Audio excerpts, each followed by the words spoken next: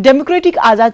के चीफ गुलाम नबी आजाद ने जम्मू में पार्टी लीडरों और वर्करों से बातचीत की। इस मौके पर आजाद ने पार्टी लीडरों और वर्करों पर जोर दिया कि पार्टी के एजेंडे को बुनियादी सतह पर पहुंचाएं।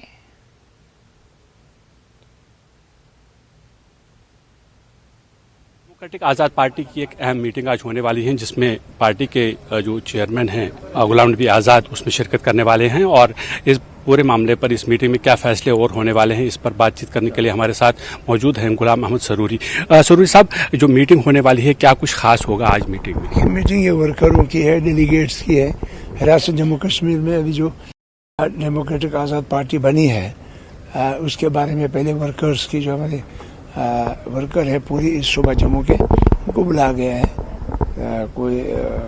उतना कोई एजेंडा नहीं है, पर वर्करों को यही गुजारिश की जाएगी कि आप ब्लॉक वाइज, तहसील वाइज, डिस्ट्रिक्ट वाइज और स्टेट वाइज इस पार्टी को मजबूत करो और इस पार्टी का जो एजेंडा है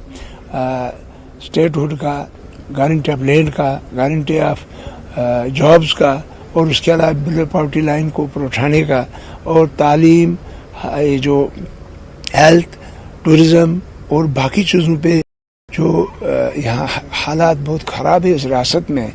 इसी दलदल में फंसे हैं, उसके लिए एजेंडा वगैरह जो है उनको बता दिया जाएगा। आज़ाद साहब खुद इनको बताएंगे कि आज उनको पहली बार आज़ाद साहब इन पूरे अपने वर्करों को मिल रहे हैं यहाँ पे और उनको बताया जाएगा कि पार्टी को मजबूत करने के लिए वो पंचायत वाइज, तहसील वाइज, ब्लॉक वाइज कमेटियाँ बनाएं, लोगों को अपने साथ जोड़ें और पार्टी को मजबूत करें।